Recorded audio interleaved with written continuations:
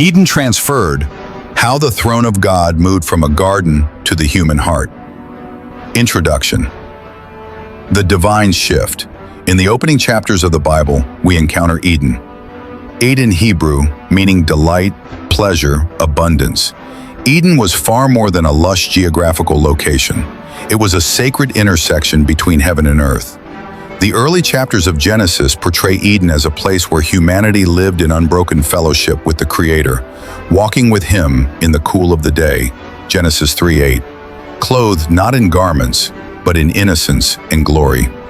The garden was not simply a botanical paradise, but the first throne room of God on earth, a sacred sanctuary where the Shekinah, the manifest presence of God, rested among His creation. Yet, the Eden narrative is not static. The Bible reveals that Eden was a prototype, a foreshadowing of a greater, eternal reality. God's ultimate plan was never just to dwell near humanity in a physical location, but to dwell within His redeemed people, making them living temples and carriers of His throne. As G.K. Beale points out, the Garden of Eden was the first temple, the archetype of all later sanctuaries, and it anticipated God's ultimate purpose of filling all creation with His glorious presence. The Temple in the Church's Mission, page 66. From Genesis to Revelation, the grand narrative of Scripture unfolds as the transfer of God's throne, from a garden in Eden to the hearts of His people.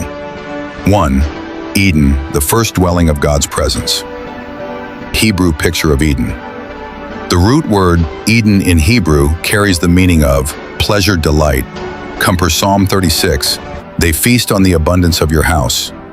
Luxury, abundance, tenderness, intimacy. Eden was a realm charged with divine life. In the ancient Near Eastern mindset, gardens were often associated with kings and deities. Enclosed, cultivated spaces symbolizing order, abundance, and blessing.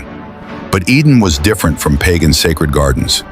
It was not built by man for a god, but planted by God Himself for man. Genesis 2:8.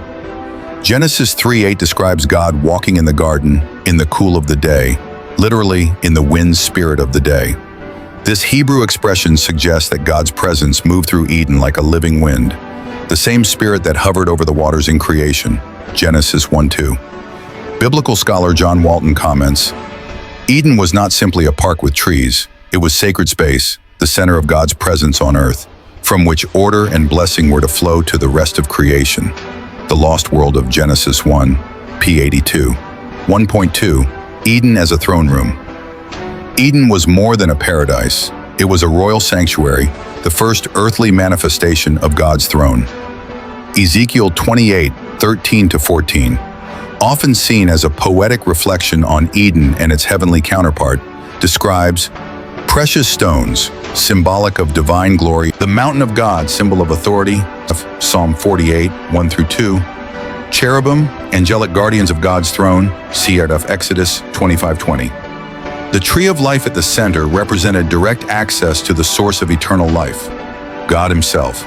The river of Eden flowing out to water the garden, Genesis 2:10, reflects the biblical theme of life flowing from God's presence, Psalm 46:4, Revelation 22:1.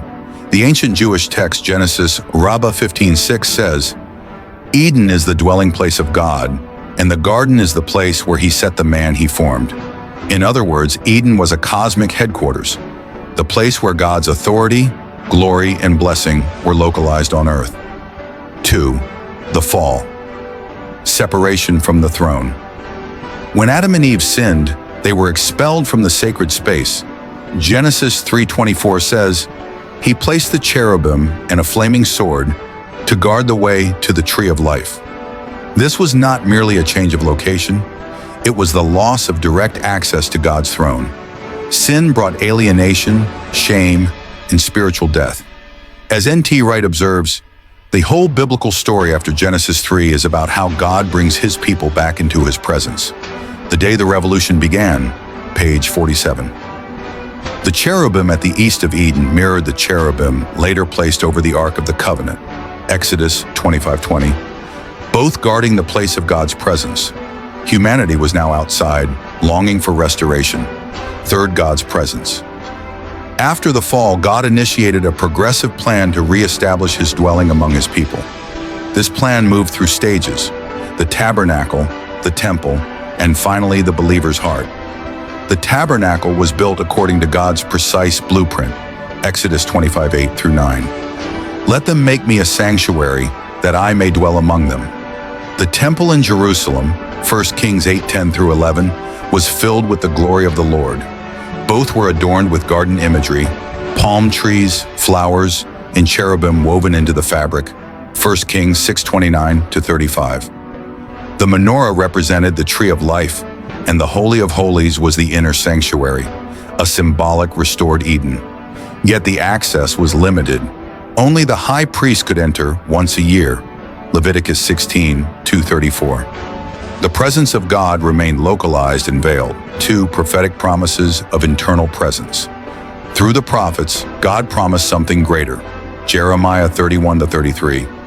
I will put my law within them, and I will write it on their hearts, Ezekiel 36:27. I will put my spirit within you and cause you to walk in my statutes. As Gordon Fee notes, the climactic work of the Spirit is not just empowerment for ministry, but the indwelling presence of God for intimate relationship. God's empowering presence. Page 897. The prophets foresaw a shift from an external temple to an internal dwelling. 4. The coming of Christ, Eden, steps inside humanity. Jesus arrived as the embodiment of God's presence. He declared in Luke 17:21, "The kingdom of God is within you." This was a radical shift. The throne of God was no longer tied to a fixed location, but was coming to reside in people. And Jesus as the walking Eden. John 1:14 says, "The Word became flesh and dwelt, skenu, tabernacled among us."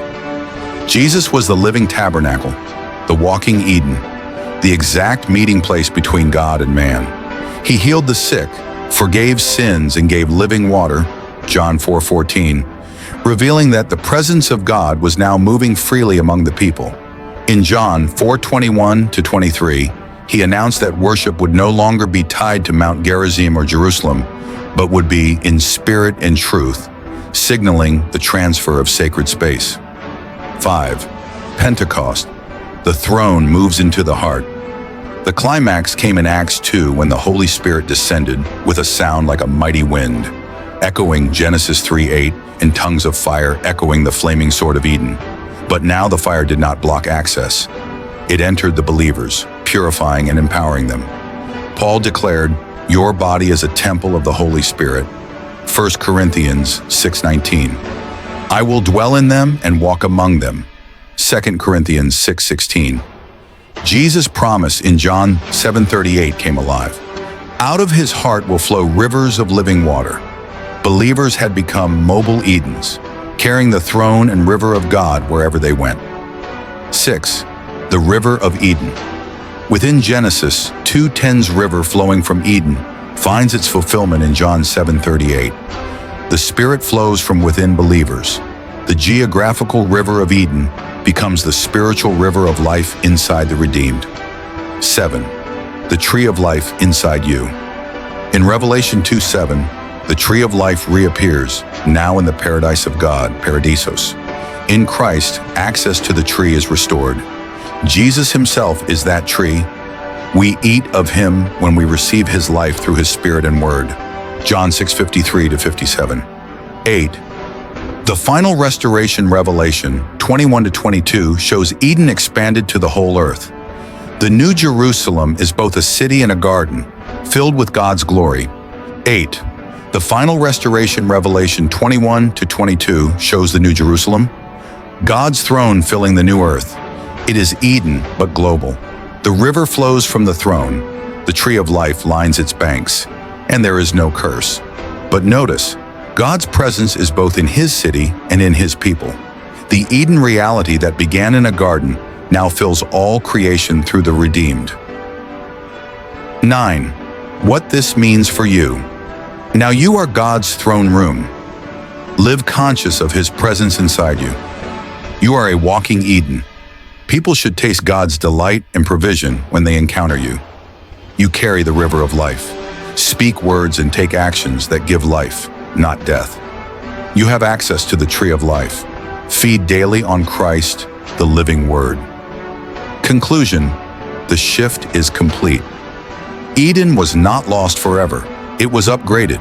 The throne of God that once stood in a garden now rests in the hearts of His people. We are no longer trying to return to a location. We are living out the reality of His kingdom within until the day His presence fills the whole earth like the waters cover the sea. Eden has been transferred. The question is, will you live as the garden God planted in the world?